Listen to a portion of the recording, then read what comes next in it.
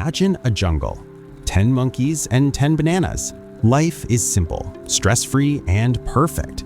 Every monkey gets one banana. Everything works. Until something changes.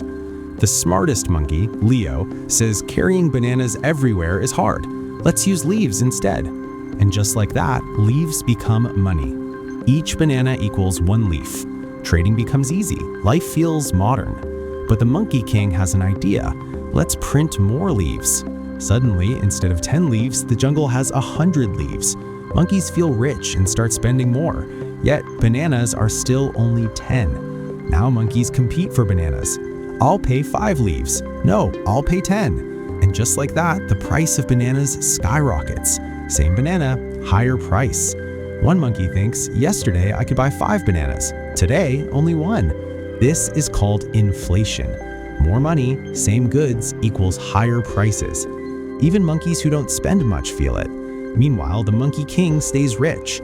Inflation is like a hidden tax on everyone. Some monkeys start saving bananas. Others trade more leaves. Leo opens the first bank, offering loans. Suddenly, the jungle economy becomes more complex, with debt, interest, and credit. Monkey A borrows 10 leaves to build a banana hut. Monkey B borrows 20 leaves to start a banana shop. Interest grows, some monkeys can't repay, some go bankrupt. This is exactly how loans, debt, and inflation work in the real world. Monkeys who already own bananas or leaves benefit the most. Prices rise, but they control resources. Monkeys without savings struggle. Wealth grows faster for those who already have it. Even small price increases matter over time. 1 banana today costs 2 leaves tomorrow, 5 leaves next week. If you don't save or invest wisely, you're